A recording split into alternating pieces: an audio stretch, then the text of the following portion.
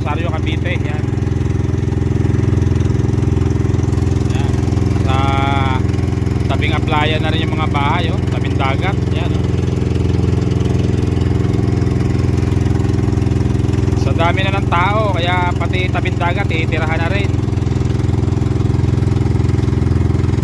Yan, dahil bangkaro, no?